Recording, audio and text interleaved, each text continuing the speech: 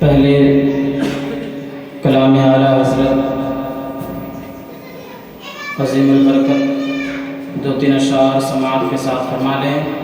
درود پاک پڑھی اللہم صلی علی سیدنا شفیعنا حبیبنا نبینا مولانا محمد وسلم صلو علیہ الصلوۃ والسلام علیہ رسول اللہ صلی اللہ تعالی علیہ وسلم۔ کہ سنتے ہیں خدا ان کا، کہ سنتے ہیں خدا ان کا، انہی کی خدائی ہے۔ سنتے ہیں خدا ان کا، انہی کی خدائی ہے۔ انہی کے لیے رب نے یہ دنیا بنائی ہے۔ سنتے ہیں خدا ان کا، انہی کی خدائی ہے۔ انہی کے لیے رب نے یہ دنیا بنائی ہے۔ یہ بات بریلی کے آقا نے بتائی ہے۔ یہ بات بریلی کے آقا نے بتائی ہے۔ سنتے ہیں کہ محشر میں صرف ان کی رسائی ہے۔ سنتے ہیں کہ محشر میں صرف ان کی رسائی ہے۔ اگر ان کی رسائی ہے، اگر ان کی رسائی ہے، لو جب تو بنائی ہے۔ اگر ان کی رسائی ہے، لو جب تو بنائی ہے۔ سنتے ہیں خدا ان کا، انہی کی خدائی ہے۔ انہی کے لیے رب نے یہ دنیا بنائی ہے۔ پیشانی پہ شہدائے، کہ پیشانی پہ شہدائے شبیر و حسن لکھ دو، کہ پیشانی پہ شہدائے شبیر و حسن لکھ دو۔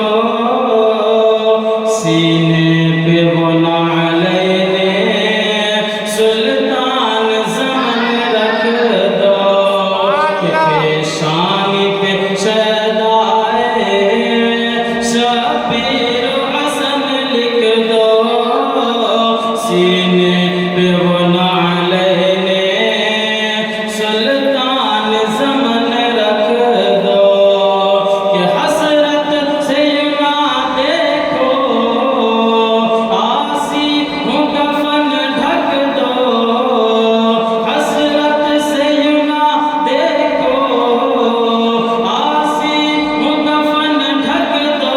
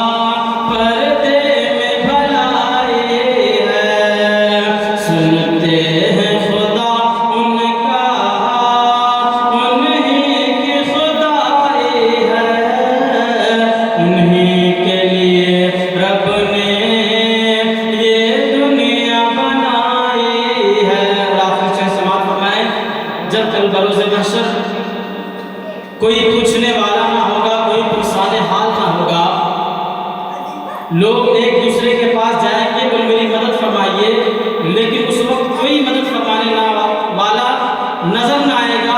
اس وقت اگر کوئی ہماری حال پر رحم کھائے گا، اس وقت ہمارے کام اگر کوئی آئے گا تو وہ نبی کونین صلی اللہ علیہ وسلم کے ساتھ ہے۔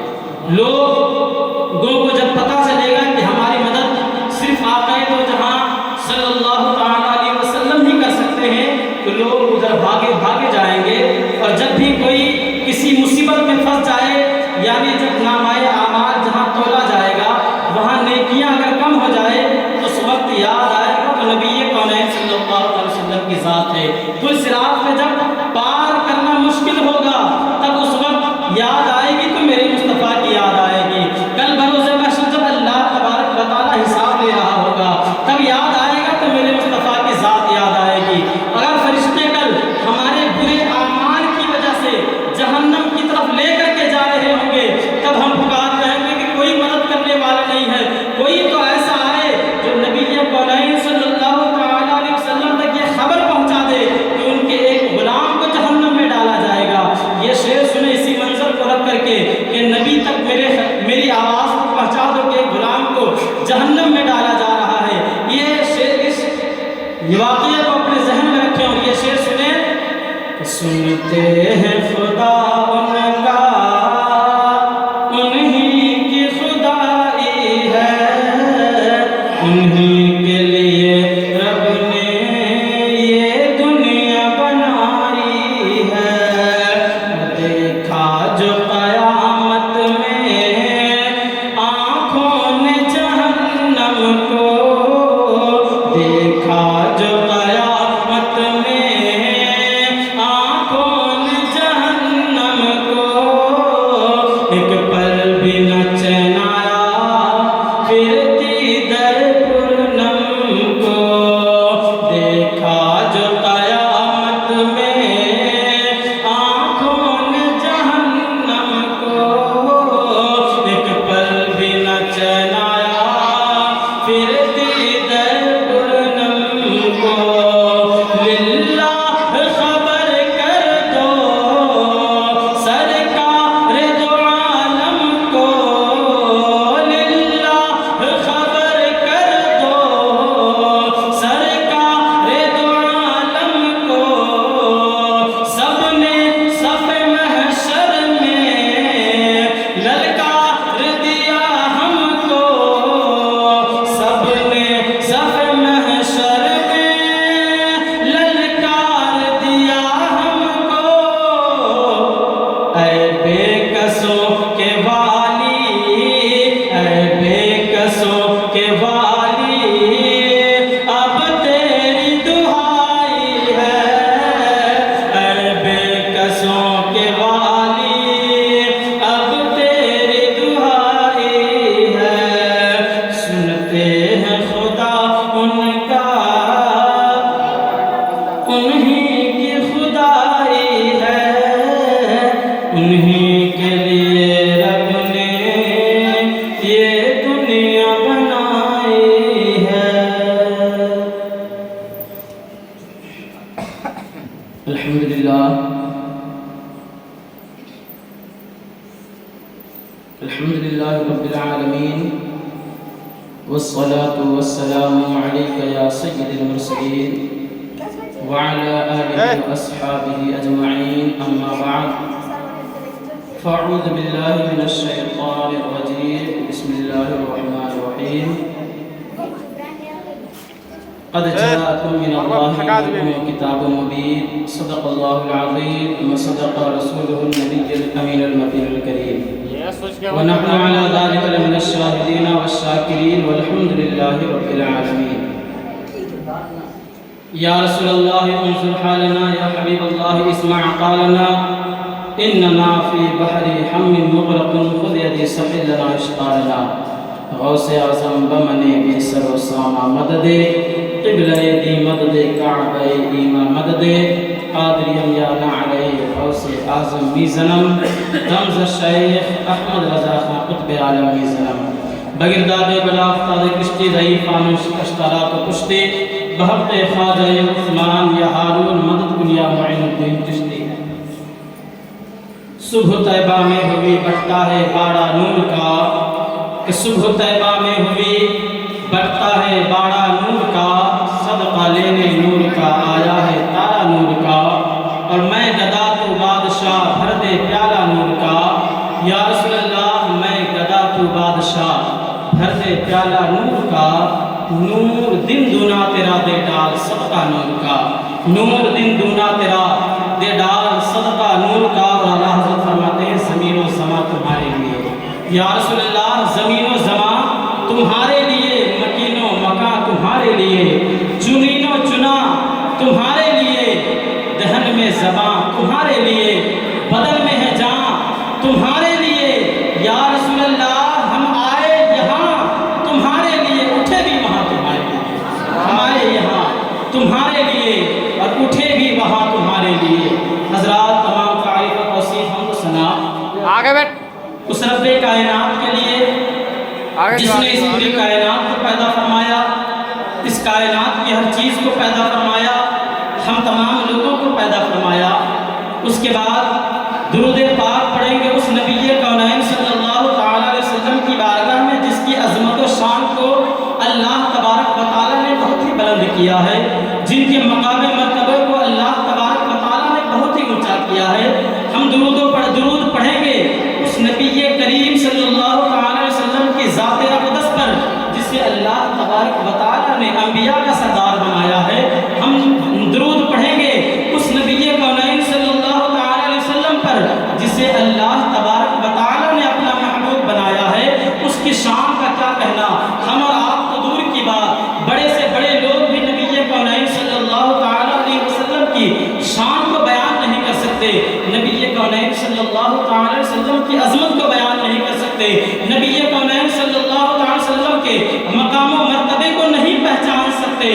اعلیٰ حضرت سنیت کی جان عاشق اہل سنت ہم تمام لوگوں کے عشق و محبت اعلیٰ حضرت عظیم البرکت مجدد دین و ملت الشاہ امام احمد رضا خان فاضل بریلوی علیہ الرحمت و رضوان قلم اٹھاتے ہیں اور کہتے ہیں یا رسول اللہ صلی اللہ تعالیٰ علیہ وسلم احمد رضا آج آپ کی تعریف کرنا چاہتا ہے. احمد رضا آج آپ کی شان میں نعت لکھنا چاہتا ہے. آج احمد رضا آج آپ کی شان پہ قصیدے پڑھنا چاہتا ہے. لیکن یا رسول اللہ آپ کو میں کہوں کیا جامع عالمین کہوں. یا رسول اللہ میں آپ کو رحمت للعالمین کہوں. یا رسول اللہ میں آپ کو انیس الغریبین کہوں. یا رسول اللہ آپ کو میں راحت العاشقین کہوں. یا رسول اللہ آپ کو مراد المشتاقین کہوں. یا رسول اللہ آپ کو کہوں تو کہوں کیا. یا رسول اللہ آپ کی شان میں کیا لکھوں. احمد رضا نعت لکھے تو لکھے کیسے. احمد رضا قصیدے پڑھے تو پڑھے کیسے. یا رسول اللہ آپ کے بارے میں آپ کے چہرے کے بارے میں قرآن کہہ رہا ہے والضحیٰ. یا رسول اللہ آپ کے زلف معمر کے بارے میں قرآن کہہ رہا ہے واللیل اذا سجا. آپ کے چشم مبارک کے بارے میں قرآن کہہ رہا ہے وما ينطق عن الهوى. آپ کے گفتار کے بارے میں قرآن کہہ رہا ہے وما ينطق عن الهوى ان هو الا وحی یوحی. آپ کی رفتار کے بارے میں قرآن کہہ رہا ہے سبحان الذی اسری. آیا رسول اللہ آپ کے سینے کے مبارک کے بارے میں قرآن کہہ رہا ہے الم نشرح لک صدرک. یا رسول اللہ صلی اللہ تعالیٰ علیہ وسلم آپ کی انکساری کے بارے میں قرآن کہہ رہا ہے قل انما انا بشر مثلکم. یا رسول اللہ صلی اللہ تعالیٰ علیہ وسلم آپ کی آمد پربہار کے بارے میں قرآن کہہ رہا ہے قد جاءکم من اللہ نور. یا رسول اللہ صلی اللہ تعالیٰ علیہ وسلم احمد رضا آپ کی نعت لکھے تو لکھے کیسے. احمد رضا آپ کی تعریف کرے تو کرے کیسے. احمد رضا لکھے تو لکھے کیا. یا رسول اللہ صلی اللہ تعالیٰ علیہ وسلم آپ کے اندر حضرت آدم کا خلق بھی ہے. آپ کے اندر حضرت شیش کا عرفان بھی ہے. آپ کے اندر حضرت داؤد کی زبان بھی ہے. آپ کے اندر حضرت یحییٰ کی شہادت بھی ہے. آپ کے اندر حضرت نوح کی شجاعت بھی ہے. یا رسول اللہ آپ کے اندر حضرت ابراہیم کی رضا بھی ہے. آپ کے اندر حضرت یوسف کا صبر بھی ہے. آپ کے اندر حضرت یوسف کا حسن بھی ہے. آپ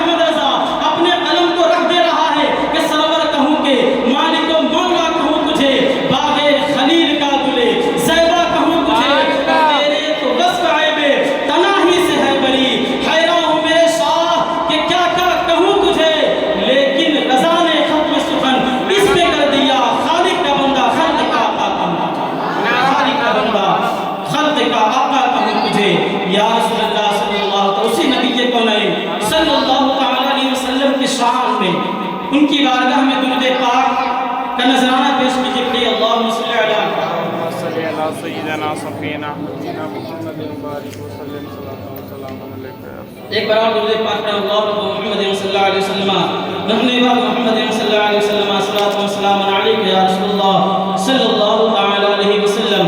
اللہ تبارک و تعالی قرآن پاک میں ارشاد فرما رہا ہے قد جاءکم من اللہ نور و کتاب مبین۔ بات صرف اتنی ہے قد جاءکم من اللہ نور، کہ تحقیق کہ تمہارے پاس وہ نور آ گیا۔ نور سے مراد نبی کونین صلی اللہ تعالی علیہ وسلم کی ذات اقدس ہے۔ دنیا میں آپ اگر اپنی نظریں پھرائیں گے، آپ اپنی نظروں کو گھما کر کے دیکھیں گے تو ایک سے ایک نظارے نظر آئیں گے۔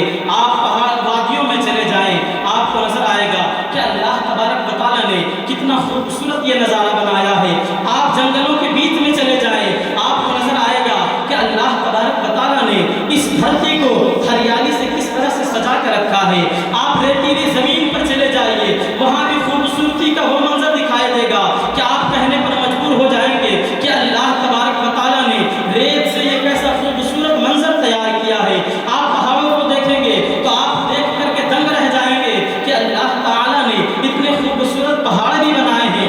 اللہ تبارک و تعالیٰ نے اس دنیا کو اتنا سجا کے رکھا ہے۔ اللہ تبارک و تعالیٰ نے اتنی چیزیں پیدا فرمائی ہے، ایک سے ایک حسین و جمیل، ایک سے ایک باکمال چیز۔ لیکن جب بات آتی ہے محبوب کی پیدائش کی، جب آتی ہے بات اللہ تعالیٰ کو اپنے محبوب کو دنیا میں بھیجنے کی، تو دنیا میں جتنے بھی باکمال چیز دیکھ رہے ہیں آپ، جتنی بھی خوبصورت چیزیں دیکھ رہے ہیں آپ، ان سب سے بڑھ کر کے خوبصورت میرے مصطفیٰ کو بنایا ہے۔ اللہ نے جب اپنے محبوب کو بنایا تو کیا ہی کمال بنایا، بے مثال بنایا، بڑا ہی بے مثال بنایا، بڑا ہی باکمال کر کے پیدا کیا۔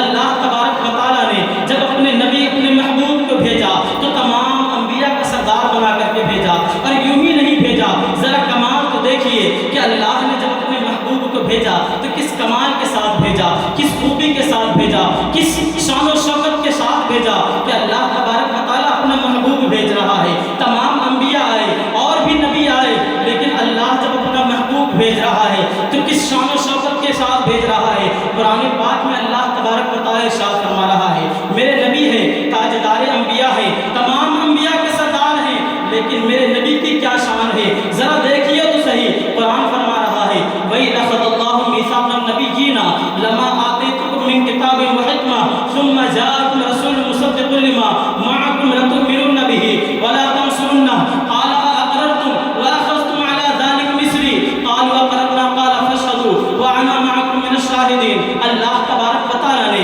کس شان سے میرے نبی کو بھیجا، اللہ تبارک و تعالیٰ نے کس عزت سے میرے نبی کو بھیجا، کس شان و شوکت عطا کر کے، کیا مقام و مرتبہ عطا کر کے میرے نبی کو بھیجا۔ تمام انبیاء کو اللہ نے بھیجا، لیکن اللہ تبارک و تعالیٰ قرآن میں ارشاد فرما رہا ہے اے محبوب یاد کرو وہ دن، یاد کرو وہ دن کہ میں نے جب انبیاء سے وعدہ لیا تھا، وَإِذْ أَخَذَ اللَّهُ مِيثَاقَ النَّبِيِّينَ، کہ میں نے انبیاء سے وعدہ لیا تھا، وَإِذْ أَخَذَ اللَّهُ مِيثَاقَ النَّبِيِّينَ لَمَا آتَيْتُكُم مِّن كِتَابٍ وَحِكْمَةٍ، میں نے انبیاء سے یہ وعدہ لیا تھا اے انبیاء جب میں تمہیں دنیا میں بھیجوں اور دنیا میں بھیجنے کے بعد میں تمہیں حکمت کے ساتھ بھیجوں اور تمہیں کتاب عطا کروں، تمہیں حکمت عطا کروں، اے انبیاء اکرام میں تمہیں حکمت دوں، کتاب دوں۔ اس کے بعد اللہ تبارک و تعالیٰ کیا فرماتا ہے وَإِذْ أَخَذَ اللَّهُ مِيثَاقَ النَّبِيِّينَ لَمَا آتَيْتُكُم مِّن كِتَابٍ وَحِكْمَةٍ ثُمَّ جَاءَكُمْ رَسُولٌ مُّصَدِّقٌ لِّمَا مَعَكُمْ لَتُؤْمِنُنَّ بِهِ۔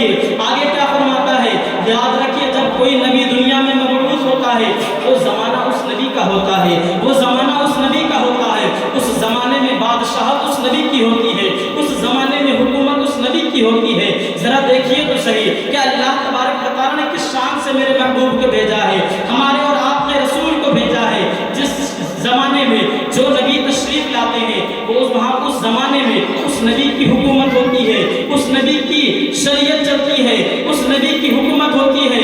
اللہ تبارک و تعالیٰ کیا فرما رہا ہے اے نبیوں، اے میرے محبوب یاد کرو وہ دن جب میں نے انبیاء سے وعدہ لیا تھا کہ جب میں تمہیں دنیا میں بھیجوں اور تمہیں حکمت عطا کروں، کتابیں عطا کروں،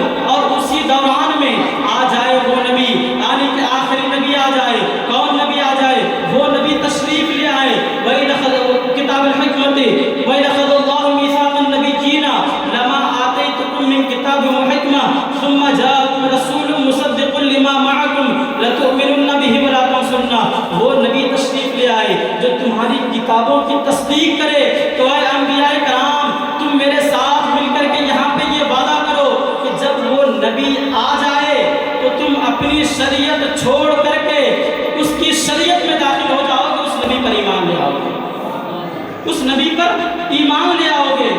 جبکہ جو نبی دنیا میں تشریف لاتا ہے اس زمانے میں شریعت اس نبی کی چلتی ہے، لیکن اللہ نے اپنے محبوب کو کیسا مقام و مرتبہ عطا کیا۔ فرما رہا ہے اے انبیاء یاد کرو، اگر اس دوران میں جہاں پر تمہاری حکومت ہو، تمہاری شریعت چل رہی ہو، اس دوران میں اگر میرا محبوب آ جائے تو تم اپنی شریعت کو چھوڑ کر کے میرے محبوب کے امتی میں شامل ہو جاؤ گے۔ اور آگے اللہ تبارک و تعالی ارشاد فرماتا ہے کہ اے انبیاء کرام، کیا تم نے اس بات کا اقرار کیا، کیا تم نے اس بات کا اقرار کیا؟ تمام انبیاء نے کہا کہ اے پاک پروردگار عالم، ہاں میں نے اقرار کیا، ہاں میں نے اس بات کی تصدیق کی۔ اللہ تبارک و تعالیٰ پھر فرماتا ہے کہ اے انبیاء کرام، اب تم ایک دوسرے پر گواہ ہو جاؤ، ایک دوسرے پر گواہ ہو جاؤ، اور میں بھی تمہارے ساتھ تمہارے اوپر گواہ ہو جاؤں۔ جبکہ اللہ تبارک و تعالیٰ کو نبی کے آخر الزمان صلی اللہ تعالیٰ علیہ وسلم کو آخری میں بھیجنا تھا، سب سے آخر میں حضور کائنات صلی اللہ علیہ وسلم تشریف لانے والے تھے۔ پھر یہ وعدہ لینے کی ضرورت کیا ہے کہ اے انبیاء، اگر تمہارے زمانے میں کوئی نبی آ جائے تو تم اس کی شریعت قبول کر لینا، اس امت میں داخل ہو جانا۔ گویا کہ اللہ تبارک و تعالیٰ یہ بتا رہا ہے کہ یہ جو میرا محبوب ہے یہ کوئی عام نہیں ہے، بلکہ یہ میرا محبوب ہے، جب دنیا میں جائے پوری دنیا اس کی اتباع کرے۔ میرے اللہ نے ہمارے اور آپ کے رسول کو کتنا معتبر بنایا، کتنا حسین و جمیل بنایا، کتنا باکمال بنایا، کتنا بے مثال بنایا۔ اللہ تبارک و تعالیٰ نے صرف نبیوں کو نہیں بلکہ اللہ تبارک و تعالیٰ نے جب اپنے محبوب کو بھیجا تو میرے محبوب کے حسن کا کیا کہنا۔ دنیا میں خوبصورتی تو بہت ہے، لیکن اللہ تبارک و تعالیٰ نے اپنے محبوب کو بھیجا تو بڑا ہی خوبصورت کر کے بھیجا۔ آپ نے حضرت یوسف علیہ السلام کا واقعہ سنا ہوگا کہ حضرت یوسف علیہ السلام اتنے خوبصورت تھے، اتنے حسین و جمیل تھے۔ حضرت یوسف علیہ السلام اتنے حسین و جمیل تھے کہ مصر کے بازار میں حضرت یوسف علیہ السلام کو بیچا جا رہا تھا۔ ان کی خوبصورتی دیکھ کر ان کو خریدنے کے لیے لائن لگی ہوئی تھی، اور جب بہت قیمت میں حضرت یوسف علیہ السلام کو خرید لیا گیا، حضرت یوسف علیہ السلام کو خرید لیا گیا، وہاں کے مصر کی عورتوں نے کہا کہ تم نے جس کو خریدا ہے تمہارا یوسف علیہ السلام، تمہارا یوسف کتنا خوبصورت ہے، ذرا ہم بھی تو دیکھیں۔ حضرت یوسف علیہ السلام کی خوبصورتی کو ذرا ہم بھی تو دیکھیں۔ تو حضرت یوسف علیہ السلام کو دکھانے سے پہلے وہاں کی عورتوں کے ہاتھ میں ایک سیب دیا گیا اور ایک ہاتھ میں چاقو دیا گیا کہ جب میرے یوسف کو دیکھو گے، ان کے حسن و جمال کو دیکھ کر کے ان کی خوبصورتی کو دیکھنا، دیکھنے کے بعد یہ چاقو چلانا اور اس سیب کو کاٹنا۔ وہاں کا اس کے بعد حضرت یوسف علیہ السلام کو کمرے سے باہر نکالا گیا۔ مصر کی عورتوں نے حضرت یوسف علیہ السلام کو دیکھا، مصر کی عورتوں نے حضرت یوسف علیہ السلام کو دیکھا اور دیکھنے کے بعد چھری چلائی سیب کاٹنے کے لیے، لیکن حضرت یوسف علیہ السلام اتنے خوبصورت تھے، اتنے حسین و جمیل تھے کہ ان عورتوں نے سیب کاٹنے کے لیے چھری کو چلایا ہے کہ سیب کٹا، سیب کے ساتھ ساتھ ساری عورتوں کے انگلیاں بھی کٹ کر کے الگ ہو گئی۔ حضرت یوسف علیہ السلام اتنے خوبصورت تھے، اتنے حسین و جمیل تھے، اعتراض کرنے والا یہ اعتراض کر سکتا تھا کہ تم جس نبی کے ماننے والے ہو، تم جس نبی کے چاہنے والے ہو، وہ نبی تو حضرت یوسف علیہ السلام سے کم خوبصورت ہے۔ خوبصورتی کے معاملے میں، حسن و جمال کے معاملے میں آپ کے نبی حضرت یوسف علیہ السلام سے کم تر ہے، لیکن اللہ نے میرے اپنے محبوب کو جب بھیجا تو بڑا ہی حسین و جمیل بنا کر کے بھیجا۔ وہاں پر حضرت یوسف علیہ السلام کو دیکھ کر مصر کی عورتوں نے سیب کے ساتھ ساتھ اپنی انگلیوں کو کاٹ لیا تھا، لیکن ذرا میرے محبوب کے حسن و جمال کو دیکھیے، میرے آقا کے حسن و جمال کو دیکھیے۔ ایک شخص گیا اس ارادے سے کہ ذرا دیکھ کر کے جاؤ کہ محمد عربی صلی اللہ علیہ وسلم کرتے کیا ہے، تاکہ انہیں قتل کر سکوں، تاکہ انہیں قتل کر سکوں، تاکہ انہیں شہید کر سکوں۔ اس ارادے سے گیا، دیکھنے کے لیے گیا، لیکن دیکھ کر کے واپس آ گیا۔ لوگوں نے کہا وہاں کا کیا معاملہ ہے، کیا ہم ان پر حملہ کر سکتے ہیں، کیا حضرت ہم محمد رسول اللہ صلی اللہ علیہ وسلم کو قتل کر سکتے ہیں؟ اس شخص نے کہا اس بارے میں خیال بھی نہ کرنا، اس بارے میں سوچنا بھی نہ۔ ارے محمد رسول اللہ صلی اللہ علیہ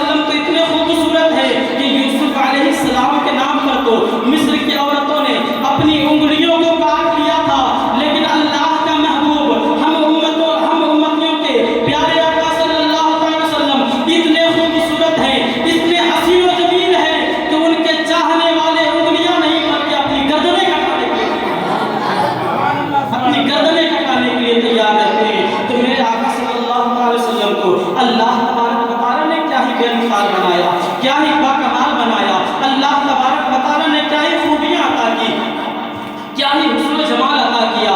صرف حسن و جمال ہی نہیں بلکہ ہر خوبی میں اللہ تبارک و تعالیٰ نے اپنے محبوب کو، ہمارے نبی آخر الزمان صلی اللہ علیہ وسلم کو بڑا ہی باکمال بنایا، بڑا ہی خوبصورت بنایا، بڑا ہی حسین و جمیل بنایا، بڑا ہی باکمال بنایا، بڑا ہی بے مثال بنایا۔ یہ تو حسن کی بات تھی، یہ تو انبیاء کرام انبیاء علیہ السلام پر فضیلت کی بات تھی۔ اب ذرا دیکھتے ہیں آقا کریم صلی اللہ علیہ وسلم کے اخلاق کو کہ اللہ تبارک و تعالیٰ نے میرے نبی کے اخلاق کو کتنا معتبر بنایا ہے، کتنا بہترین بنایا ہے، کتنا ہی باکمال بنایا ہے۔ سب چیزیں دیکھ لی، لیکن میرے نبی کونین صلی اللہ علیہ وسلم کا اخلاق دیکھیے۔ شریع اللہ کا قانون یہ ہے کہ اگر کوئی تمہارے ساتھ زیادتی کرتا ہے، کوئی تمہارے ساتھ ظلم کرتا ہے، یعنی کوئی اگر تمہیں بلا وجہ ایک تھپڑ مارتا ہے تو تمہارا یہ حق ہے یا تو تم اسے معاف کر دو یا اس کا بدلہ لو، تم بھی ایک تھپڑ مار لو۔ اگر کوئی تمہارے خاندان میں سے کسی کو قتل کر دیتا ہے تو یہ تمہارا حق ہے، اسلام یہ حق دیتا ہے، اسلام کا یہ قانون ہے کہ یہ تمہارا اختیار ہے کہ یا تو اس قتل کرنے والے کو بدلے میں تم بھی قتل کر دو یا تو پھر تم اسے معاف کر دو۔ اسلام یہ قانون بناتا ہے، اسلام یہ قانون بتاتا ہے۔ ذرا دیکھیے تو صحیح میرے آقا کریم صلی اللہ علیہ وسلم کا اخلاق کتنا اعلیٰ تھا، میرے نبی کا اخلاق کتنا اعلیٰ تھا، میرے نبی کا اخلاق کتنا بہترین تھا، کتنا حسن و جمال والا تھا۔ وہاں حضرت موسیٰ علیہ السلام ہے، فرعون کا لشکر پیچھے پڑا ہوا ہے، فرعون پیچھے پڑا ہوا ہے، دریائے نیل کے کنارے پہنچے، دریائے نیل کے کنارے پہنچے، حضرت موسیٰ علیہ السلام نے اپنا عصا دریا میں مارا، راستہ بن گیا، حضرت موسیٰ علیہ السلام اور اس کے ساتھی پار کر گئے، اور جب فرعون اور اس کا لشکر دریا کے بیچ میں پہنچا، حضرت موسیٰ اللہ تبارک و تعالیٰ نے حکم دیا کہ اے موسیٰ علیہ السلام اپنا عصا دریا میں مارو تاکہ یہ فرعون غرق ہو جائے، یہ فرعون غرق ہو جائے۔ فرعون تھے جو موسیٰ علیہ السلام اور اس کے ماننے والوں کو پریشان کرتے تھے، ستاتے تھے۔ اسلام یہ قانون دیتا ہے کہ اپنے ستانے والوں سے بدلہ لو، بدلہ لو یا پھر اسے معاف کر دو۔ حضرت موسیٰ علیہ السلام نے وہاں پر ڈنڈا مارا، اپنی چھڑی کو پانی پر مارا، پانی پھر سے چالو ہو گیا اور فرعون اور اس کا لشکر ڈوب کر کے وہیں پر ہلاک ہو گیا۔ یہ بھی اس میں اخلاق کا ایک نظریہ ہے، اس میں اخلاق کا ایک مجسمہ ہے، یہ بھی حسن اخلاق ہے۔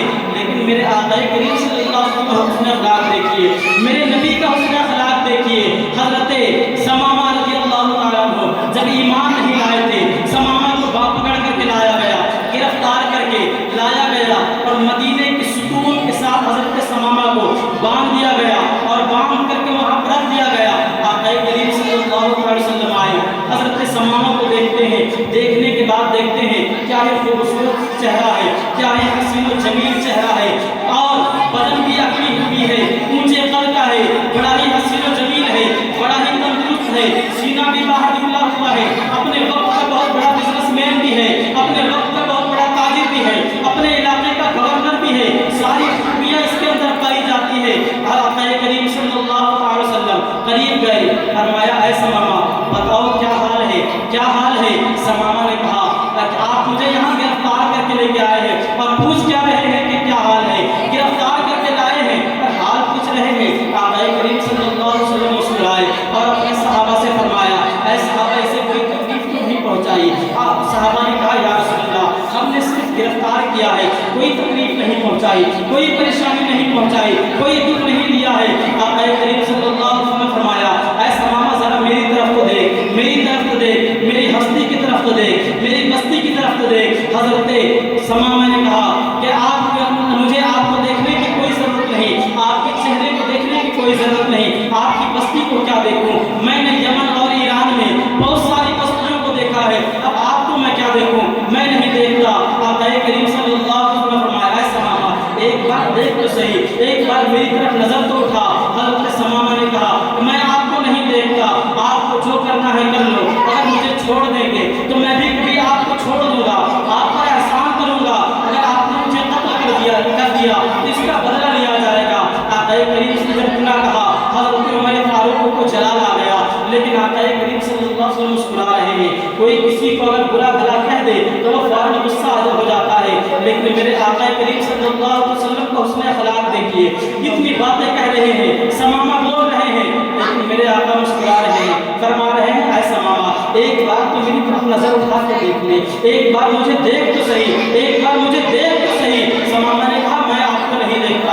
آقا کریم صلی اللہ علیہ وسلم واپس چلے گئے، دوسرے دن آئے، پھر یہی پوچھا، پھر یہی جواب ملا کہ میں آپ کو نہیں دیکھتا۔ تیسرے دن حضور آئے، یہی سوال و جواب، یہی باتیں ہوئی، لیکن ثمامہ نے کہا جب آپ کو میں نہیں دیکھتا، آقا کریم صلی اللہ علیہ وسلم اگر چاہتے تو وہاں پر کہتے کہ یہ میری باتوں کو نہیں سن رہا، اسے قتل کر دو۔ صحابہ کرام تو اپنے ہاتھ تلوار پر رکھے ہوئے تھے کہ کب حضور کا حکم ہو میں اس کی گردن اڑا دوں، یہ میرے نبی سے اس طرح بدتمیزی سے بات کر رہا ہے۔ لیکن میرے آقا مسکرا رہے ہیں، مسکراتے ہوئے فرماتے ہیں اے ثمامہ جاؤ میں نے تمہیں آزاد کر دیا ہے، جاؤ تم چلے جاؤ۔ اور پھر حضرت ثمامہ کا ہاتھ کھول دیا گیا۔ صحابہ کرام سے فرماتے ہیں اے صحابہ کرام جاؤ ثمامہ کو لے کر کے جاؤ اور صحیح سلامتی کے ساتھ مدینے کی بستی سے باہر چھوڑ آؤ، سلامتی کے ساتھ مدینے سے باہر اسے نکال دو، کوئی تکلیف نہیں ہونی چاہیے۔ وہاں سے آزاد کر دیا گیا، چھوڑ دیا گیا۔ ثمامہ اپنے قدم کو آگے بڑھا رہے ہیں لیکن سوچ رہے ہیں میں نے بہت سارے حکمران دیکھے، میں نے بہت سارے حکمرانوں کو دیکھا جو حکومت کرتے ہیں اور جب کوئی اس کی گرفت میں آ جائے اس کی باتوں کو نہیں مانتے وہ فوراً اسے سزا دیتے ہیں، قتل کر دیتے ہیں۔ لیکن یہ کون ہے جس نے مجھے، میں نے اس سے اتنی بدتمیزی سے بات کی، میں نے برا بھلا کہا، میں نے گالیاں دی، لیکن اس نے ذرا سے بھی اپنے چہرے پر شکر نہ لائی بلکہ مسکراتے ہوئے مجھے آزاد کر دیا، مجھے چھوڑ دیا۔ حضرت ثمامہ ہے آگے بڑھ رہے ہیں قدم سے، لیکن دل کہہ رہا ہے اے ثمامہ ایک بار مڑ کر کے تو اس نورانی چہرے کو دیکھ لے، اس حسن اخلاق کے پیکر کو دیکھ لے جس نے تجھے کچھ نہیں کیا، تجھے چھوڑ دیا ہے، ایک بار تو دیکھ لے صحیح۔ قدم آگے بڑھ رہے ہیں لیکن دل کہہ رہا ہے ثمامہ پیچھے مڑ جا، قدم آگے بڑھ رہے ہیں دل کہہ رہا ہے ثمامہ ایک بار پیچھے مڑ کے دیکھ تو صحیح۔ قدم آگے بڑھتے چلے جا رہے ہیں لیکن دل وہیں پہ رکا ہوا ہے، دل وہیں پہ رکا ہوا ہے، دل آنے کا نام نہیں لے رہا۔ کچھ دور ثمامہ گئے اور پھر کچھ دور جانے کے بعد اپنے دماغ کی بات نہ سن کر کے دل کی بات سنی اور اپنے چہرے کو اٹھا کر نبی کونین صلی اللہ علیہ وسلم کے نورانی چہرے کو دیکھا، دیکھنے کے بعد کہا یہ حسن و اخلاق کے پیکر یہ ہیں، اتنے حسین و جمیل ہیں۔ فوراً دوڑتے ہوئے آئے، نبی کے قدموں میں گر گئے اور گر کر کے کہا یا رسول اللہ صلی اللہ علیہ وسلم میں نے آپ کو دیکھا نہیں تھا، آج آپ کو دیکھ لیا ہوں، اب میں یہاں سے جاؤں گا نہیں بلکہ مجھے کلمہ پڑھا کر اپنے غلام۔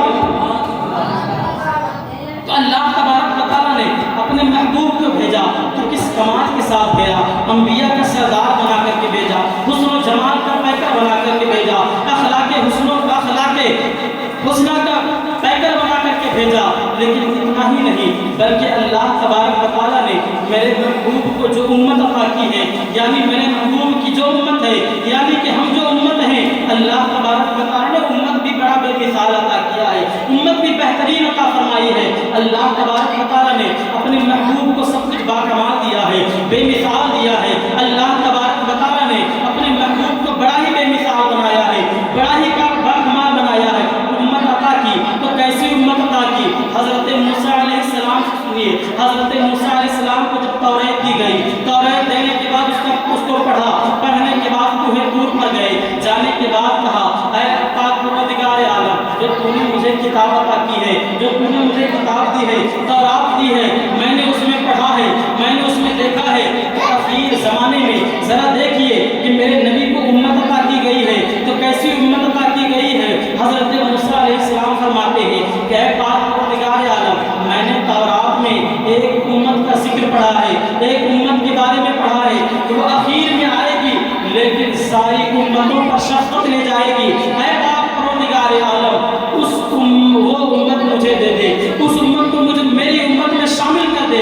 اللہ تبارک و تعالیٰ نے فرمایا اے موسیٰ علیہ السلام، اے موسیٰ کلیم اللہ تلک امت محمد، اے موسیٰ علیہ السلام جس امت کے بارے میں تو نے پڑھا ہے وہ میرے محبوب کی امت ہے۔ موسیٰ علیہ السلام نے کہا اے پاک پروردگار عالم میں نے تورات میں پڑھا ہے کہ ایک امت آنے والی ہے، ایک امت آئے گی جو تیری بارگاہ میں دعا کرے گی، تجھے پکارے گی، جب تو تمہیں پکارے وہ امت تمہیں جو پکارے گی وہ تیری بارگاہ میں دعا کرے گی۔ اے پاک پروردگار عالم تو اس کی دعا کو رد نہ کرے گا بلکہ اس کی دعاؤں کو قبول فرمائے گا۔ مولا وہ امت مجھے دے دے، مولا وہ امت مجھے دے دے۔ اللہ تبارک و تعالیٰ نے